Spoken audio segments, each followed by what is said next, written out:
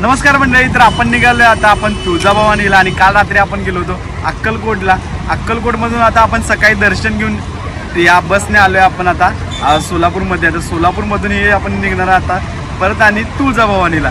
सांगली कोल्हापूरचे जे भक्त भाविक आहेत ते तुळजापूरला येणार असेल तर नजीकच्या रेल्वे स्टेशन पासून रेल्वेचं टायमिंग घेऊन तुम्ही सोलापूर रेल्वे स्टेशनवर येऊ शकताय आणि सोलापूरमधून तुम्हाला इथं तुळजापूरपर्यंत बस मिळणार आहे, ती एकदम रिजनेबल रेटमध्ये. आपली बस आहे, या बसला आपण अक्कलकोटमधून आलो होतो सोलापूरला.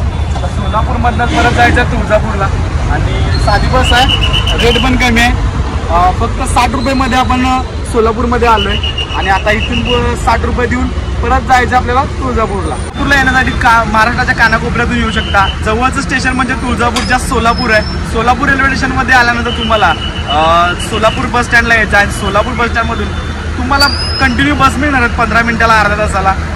माझ्यामध्ये महाराष्ट्राच्या कानाकोपऱ्यातून बस तर येतेच, पण रेल्वेनं सुद्धा तुम्ही येऊ शकता. आपण पोहोचलोय तुळजापूर बस स्टँडवरती आणि ह्या बसने आलोय. हे बघू शकता तुम्ही, हे तुळजापूर बस स्टँड आहे. इथून तुम्हाला महाराष्ट्रातल्या वेगवेगळ्या ठिकाणी तुम्हाला बसेस मिळणार आहेत.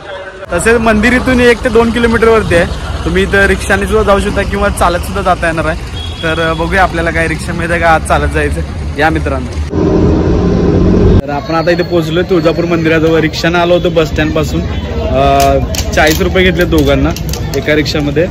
तर इथं मंदिर परिसरामध्ये पोहोचलोय. चला जाऊया आता देवीच्या दर्शनाला. सगळी प्रसादाची लाईन आहे. इथे तुम्हाला देवीसाठी लागणारं सर्व साहित्य पूजेचं सगळं मिळणार आहे. जसं लहान मुलांची खेळणी सुद्धा स्टॉल आहेत. आणखी काय काय बघूयात, चला पुढे. समोर कमान दिसायला लागले, ती मंदिराची कमान आहे आणि ही बाजारपेठ आहे, मंदिराची प्रमुख बाजारपेठ आहे. तुम्हाला ओटीचे सगळं साहित्य मिळणार आहे, पूजेचं साहित्य मिळणार आहे, ओढ्याच्या माळा सुद्धा मिळणार आहेत. मंदिराची कमान आहे, खूप सुंदर आकर्षक अशी कमान आहे बघा, आई तुळजाभवानीची.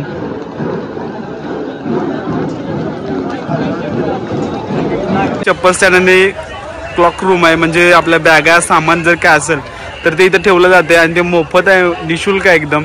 तर माझं सामान आणि माझे चप्पल्स इथे ठेवलेले आहेत. मी इथून जाणार आता मंदिराकडे दर्शनासाठी. तर हे समोर मंदिराची कमान आहे, त्याच्या एक्झॅक्टली समोरच आहे, तुम्ही इथं ठेवू शकताय. स्नानगृह आणि शौचालय आहेत, त्यासाठी तुम्हाला लाईन लावावी लागते. आधी गर्दी असल्यामुळे लाईन लागलेली आहे आणि मंदिराच्या बरोबर डाव्या साईडला आहे. पूर्ण समोर दिसते ती बाजारपेठ आहे संपूर्ण मंदिरासमोरची. इथे तुम्ही छोट्या मोठ्या खरेदी करू शकता. इथून जाणार आतमध्ये सामान वगैरे ठेवलंय सगळं. एक कल्लोळ तीर्थ आहे समोरचं. इथं आल्याला पहिला आंघोळ केली जाते, लिंब नेसला जातो आणि त्यानंतर मग दर्शनासाठी गेलं जातं. इथं भक्त भाविक कल्लोळमध्ये आंघोळ करायला लागलेत बघा. इथून मग दर्शनाची रांग चालू होते पुढे. आता आपण आलो गोमुख तीर्थ मध्ये, बघू शकताय गोमुख तीर्थ. इथं हातपाय धुवून आपल्याला पुढे जायचं. आपण पोहोचले मंदिराच्या एकदम प्रवेशद्वाराजवळ, मुख्य प्रवेशद्वाराजवळ आलोय. इथून जायचं आपल्याला आतमध्ये. आता आज दिसतोय तो मेन दरवाजा. हा मेन दरवाजामध्ये तुम्ही आल्यानंतर तुम्हाला इथं दर्शनासाठी जाण्याचा मार्ग दिसणार आहे. हा दर्शन मार्गापासून तुम्हाला आत गेल्यानंतर 3 मजली एक बिल्डिंग आहे, त्यामध्ये तुम्हाला दर्शन रांगेतनं सोडलं जातं. 4 ते 5 तास लागतात दर्शनासाठी. जर गर्दी कमी असेल तर 1-2 तासात पण होते. पण ज्यावेळी हॉलिडे आहेत, सुट्ट्याचे वार आहेत, त्या दिवशी गर्दी जास्त आहे. आणि जास्त करून देवीचा वार शुक्रवार असल्यामुळं शुक्रवार तर भयंकर गर्दी असते इथे. हा समोरचा मंदिराचा कळस आहे. मेन दर्शनला दर्शन मंडपमध्ये पोहोचले आपण. दर्शन मंडप आणि दर्शन मंडपमध्ये पोहोचले आता. आणि एवढं लाईन लागलेली आहे बघा. हे अशा लाईनीमधनं आपल्याला जात जात पुढे तिथे ती मेन लाईन दिसते, त्या लाईन थ्रू जायचं आपल्याला आतमध्ये.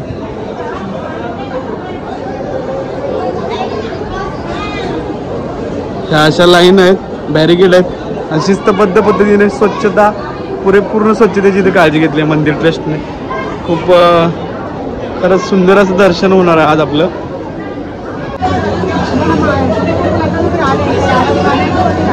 आज दर्शन झालं बघू शकता. आणि गर्दी, आज गर्दी खूप होती, त्यामुळे 2 ते 3 तास लागलेत आम्हाला.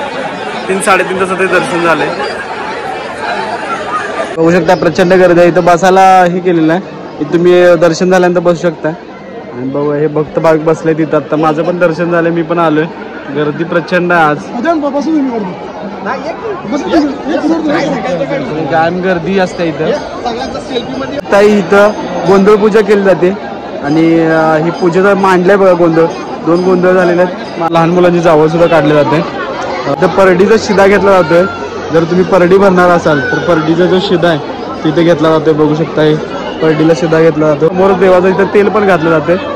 तेल जर घालायचं तेल बरोबर आणलं तर तुम्ही इथं घालू शकता. मंदिराच्या मागे एक छोटी छोटी मंदिर पण आहे तिथं बघू शकता तुम्ही.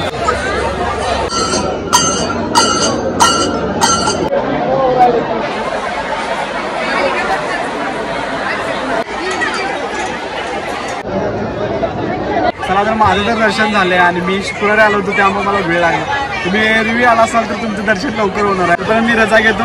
टाटा बाय बाय, धन्यवाद.